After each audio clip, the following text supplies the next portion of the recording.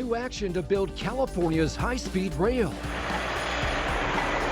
Our first-hand look at the construction. This structure spans about 6,333 feet long. It is also connected to what will be the future Kings Tulare station.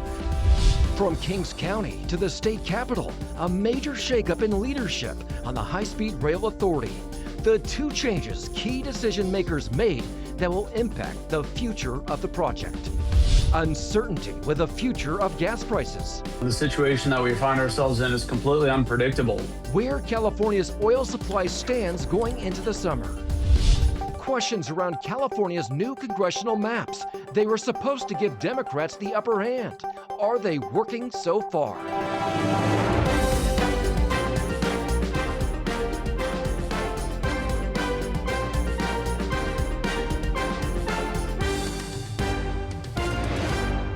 Thank you for joining us for California Politics 360. I'm Ashley Zavala.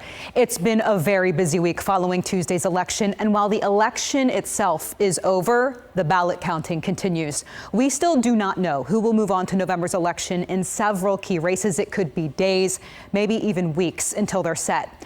A big question coming out of this: will California's new U.S. House maps work to actually help Democrats as promised?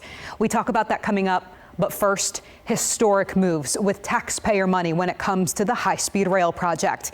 Construction started more than a decade ago with the hopes of taking riders from San Francisco to Los Angeles by 2020. While work is happening, we're still years away from a fraction of that. Let's take a step back to show you what's happened. In 2008, voters approved nearly $10 billion in bonds for a down payment on construction of the bullet train. In January of 2015, then Governor Jerry Brown celebrated that groundbreaking. High-speed rail links us from the past to the future, from the south to Fresno and north. This is truly a California project bringing us together today. But today, it's expected to cost at least $126 billion.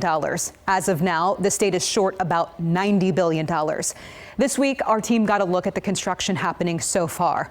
We got a tour of one of the structures crews are working on in Hanford.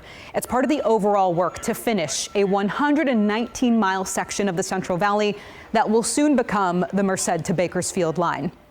Now to those two major decisions by the High-Speed Rail Authority. First, they unanimously approved the project's largest ever contract at $3.5 billion to start laying tracks for the train by the end of this year. That money is going to a single bidder, a joint venture called Kiewit, Stacy Whitbeck, Herzog. The board also approved a business plan this week that's been at the center of scrutiny for lacking key cost information. The plan proposes controversial ways to pay for the train moving forward, including a push to take land and tax money away from local governments, and another that would allow the construction of data centers along the way. I sat down with the vice chairman of the state Senate's Transportation Committee, Republican Senator Tony Strickland. Here's part of our conversation. In your capacity as vice chair of the Senate Transportation Committee, I want to get your reaction to the High-Speed Rail Authority Board's big moves this week, starting with the abrupt appointment and vote for a new board president, Steve Cava. Just your reaction to how that all played out. My first reaction, Ashley, is here's a political appointee who has no experience on a major infrastructure project. We're at a time right now where this project is at $231 billion and counting. We have lack of cash flow, lack of resources. They don't know what's going forward. We just got done with the informational hearing where the Inspector General said this is unrealistic. Even my colleague on the Democratic side, who's been a big proponent of this, called it a disaster. We left that informational hearing with more questions than answers, and the response from the governor now is, I'm going to put my political hack in there who has no experience in this field. I would say that it gives us less faith moving forward, because the reason why you want those positions, you want people in those positions who actually have experience in the field to help us navigate to what would be an amazing project. But clearly, everybody knows in Sacramento this project as proposed to people of California is never going to be built. It's the most wasteful project in world history. And it is time to pull the plug. I've told my colleagues, we can't continue to waste billions of dollars that we don't have. Whoever the next governor of California is facing a massive budget deficit that we have to close, and we have to make tough decisions. The easiest decision would be to pull the plug on this high-speed rail. So I'll circle back to that in a second, but I mean, the High-Speed Rail Authority board and the powers that be, the Newsom administration, they're making clear that they're trying to move forward with it. The board approved the project's largest contract yet at $3.5 billion for track and systems this week. And that went to a single bidder.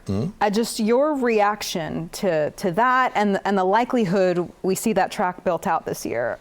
Well, it's funny because I told my wife when I came home, you know, there's a bill going through the legislature right now that says if anything shows weakness on this project, that they don't have to release that information. We're going the other way in terms of transparency, and I would like to remind everybody, this is the people's money. It's not Governor Newsom's money. The people have a right to know how their money is being spent. And we're taking the other track. And now there's one bid, no bid contract. It goes out billions of dollars. And the reason for that bill that's going through the legislature is because they have the largest change order in history. And people want transparency. They want to know this is a project that was supposed to be done in 2020 at $30 billion, and now it's $231 billion. And that doesn't take into account for any borrowing at all, as a nonpartisan legislative analyst says. And as everybody knows, when you borrow money, you actually pay more money back than when you borrow. And so we're talking about a project that is almost the equivalency of the entire state budget, one project. And I think there's a better way to spend hardworking family money than this one project. For example, Prop 36 to give law enforcement the tools they need to keep us safe. Another one is we have shovel-ready projects throughout Southern California to get ready for the Olympics. And we're making tough decisions on university, for example, you know, for your kids and your grandkids for a better future. I fought to, you know, make sure that we don't cut into UC and CSU system. Again, this one project is wasting billions of dollars. Another reason, everybody says the affordability crisis is the #1 issue. Well, we have the highest gas prices in the nation because we tax, and a large portion of that tax is going to this one project. Senator Strickland and I also talk about how realistic the business plan is and a potential conflict of interest concern when it comes to the new chairman of the High-Speed Rail Authority board.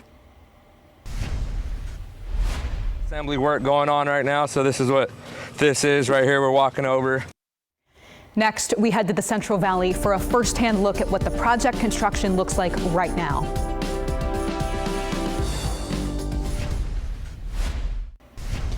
Right now, crews are working to finish the first section of the high-speed rail in the Central Valley. The 119-mile section will be the project's first milestone. Eventually, it will take riders from Merced to Bakersfield once more rail is built. Jason Marks got a first-hand look at the work being done.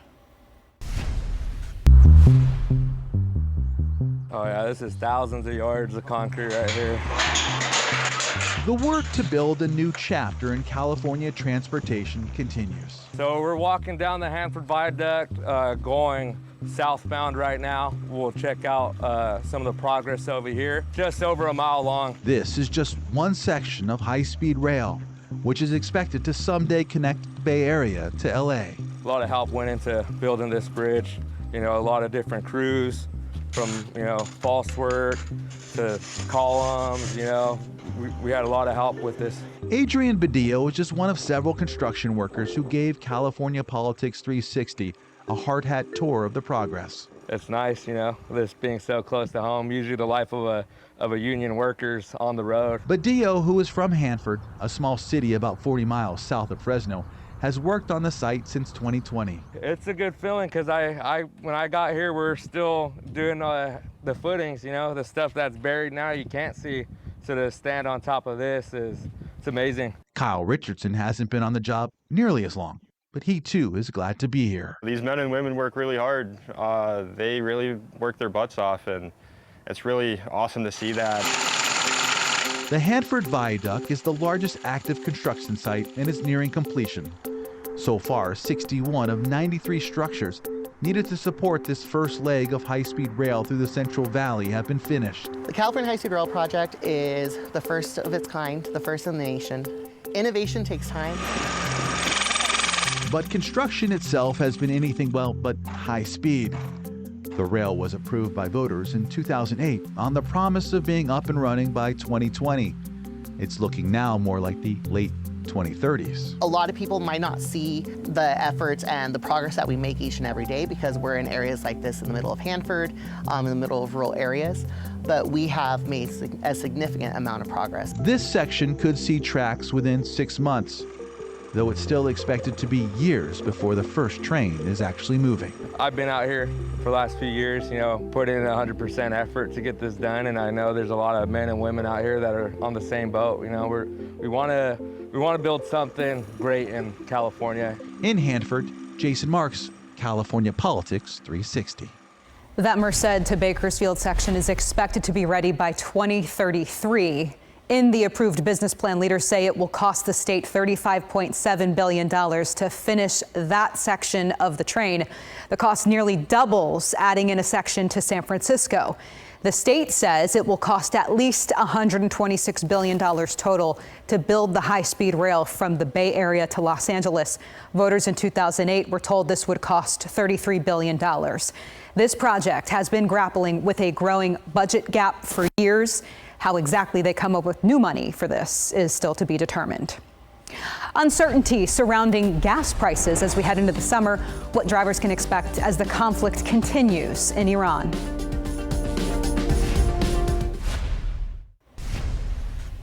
There's a lot of uncertainty around gas prices this summer with the extended closure of the Strait of Hormuz.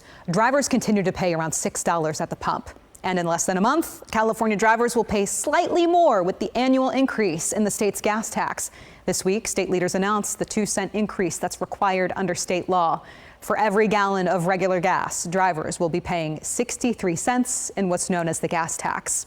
This week, California energy officials gave lawmakers an update on the status of the state's oil and gas supply.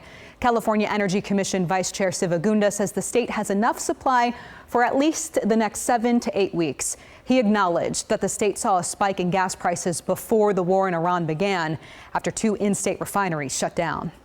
While the escalation right now is really tied to the war, there was a pre-war escalation that did occur. And I want to just be very clear that we saw that directly related to the early idling of Valero.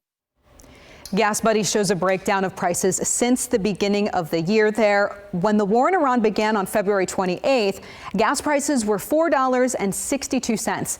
Gas prices peaked on May 7th when the statewide average hit $6.16. Here's a cost breakdown of what you're paying at the pump for every gallon of gas. With that closure of the Strait of Hormuz, the price of crude oil has increased dramatically. And for drivers here in California, that means a price jump at the pump. Every time the crude oil prices go up by $10, it'll be 25 cents at the pump.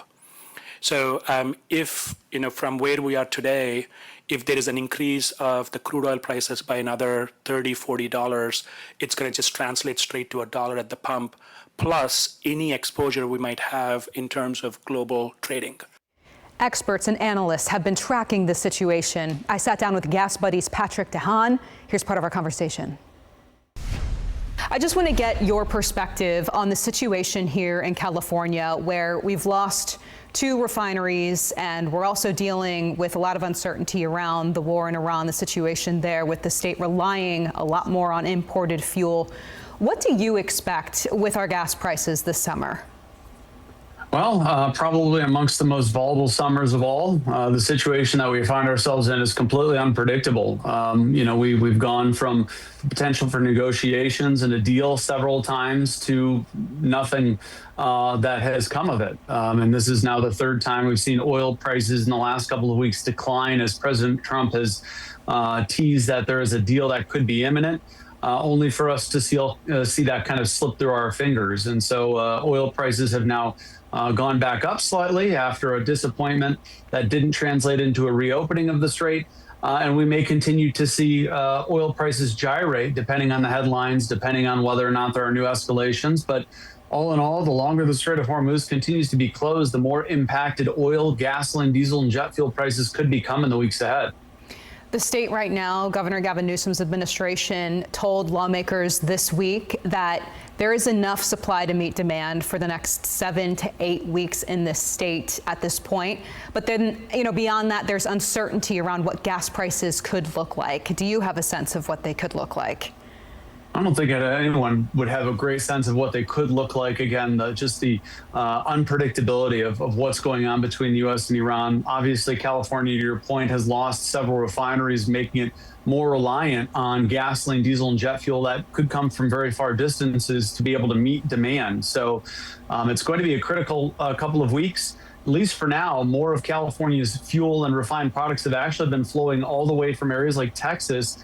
Thanks to the Jones Act waiver issued by the administration, we've seen a lot of crude oil and products flowing from Gulf Coast refineries into California. But the longer this strait continues to be closed, the more problematic it could be and the more impactful to gas prices in California and much of the rest of the country. It's still potential that we could set new all-time records later this summer if the strait remains closed.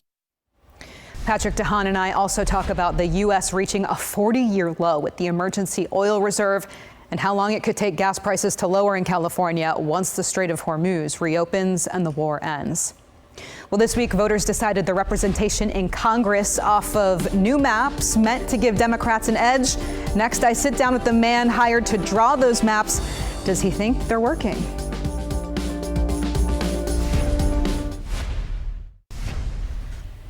Californians are deciding who will represent them in Congress under newly drawn maps. It was approved by voters under Proposition 50, designed to give Democrats an edge in this state. I spoke with the man hired to create those maps. Here's part of my conversation with Paul Mitchell. In general, the districts that were targeted, do you think Prop 50 at this point is working, just given the... Yeah, I mean, if you look at the sum of Democratic votes and Republican votes in all these districts that were redrawn by Prop 50, they performed well for Democrats. We will see, as an example, in the CD22, the David Valadao district, that's still a close race between two candidates on the Democratic side, one more moderate, one more progressive. And so the flavor of the Democratic candidate that will be up in the Valadao district is still to be determined. But yeah, the districts performed the way they should have, and the districts that were already held by Democrats, but really kind of competitive, those districts were bolstered by Prop 50, and we see that in the data too. In all those races, you can see the Democrats have rather easy general elections now. And I mean, even in Congressional District 1, where James Gallagher does have a lead, I mean, the assumption is that Democrats who were split among multiple candidates will now coalesce in the general. Yeah. That's the assumption. So, I might be stepping out of like the party norm in the Democratic side when I say that I think James Gallagher should be elected to the 1st Congressional District in that special election. I wish that Democrats hadn't even fielded a candidate against him. I think that, filling the remainder of the LaMalfa term after his unfortunate passing, somebody who was mentored by LaMalfa and close to LaMalfa, and I think everybody should have just said, look, James Gallagher, go be a member of Congress, and that's what's going to happen. He'll get elected in that special election, and good for him. But in the newly drawn one, that is going to be safely won by former state pro tem Mike McGuire. Okay, has anyone yet gotten upset with you over circling back to Congressional District 6? Anyone upset with you over the map so far in the Democratic Party? No.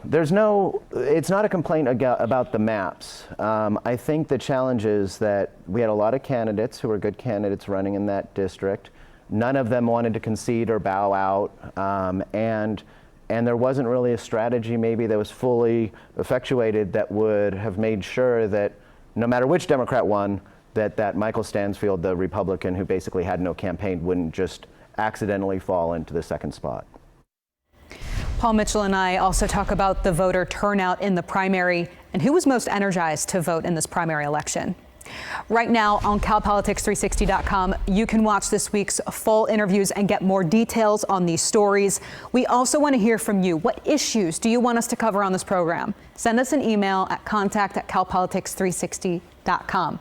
Thank you so much for joining us for this week's California Politics 360. See you next week.